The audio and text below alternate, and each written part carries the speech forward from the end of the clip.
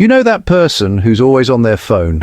You're sitting right next to their family or friends, but scrolling, in the middle of a conversation, but texting someone else, and everyone calls it addiction or antisocial behavior. But here's the thing, there's actual psychology behind this. And if you're someone who feels more comfortable behind a screen than face-to-face, who would rather text than talk, this is going to make more sense and might completely change how you see yourself. So here's what most people don't realize. When someone asks you a question in real life, your brain has about 2 seconds to respond. And for some people, that works fine. But for these people, something completely different happens in those 2 seconds. And before you know it, you first have to understand these two systems in the brain, the thinking and the survival system. The thinking brain is your prefrontal cortex, the part that finds the right words and processes everything calmly. And then the survival brain is your amygdala and stress response system. These are two systems running in your brain during conversations, and most people's thinking brain handles social situations smoothly.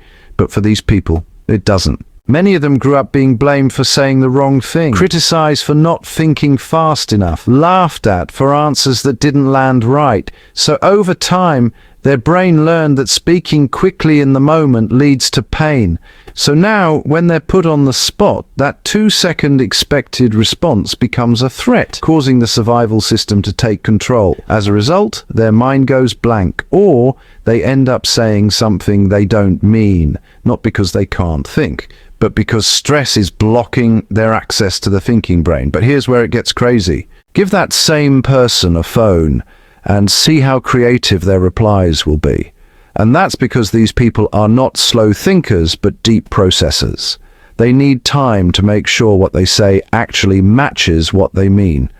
And in real life, nobody gives them that time. Conversations move fast. People talk over each other. The moment passes before their brain even finishes processing. But on their phone, they finally get to think. They can write something, read it back, edit it, make sure it sounds right. And for the first time, they don't feel like they're failing at being human.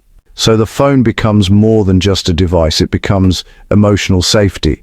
Some researchers even compare the way some people feel anxious without their partner to the way these people feel anxious without their phone. And psychologists call it nomophobia, because in a world built for quick thinkers and extroverts, their phone is the only place where their brain actually works the way it's supposed to. So if you're someone who feels more comfortable typing than talking, and this made sense to you, then don't forget to hit the subscribe button, and see you in the next video.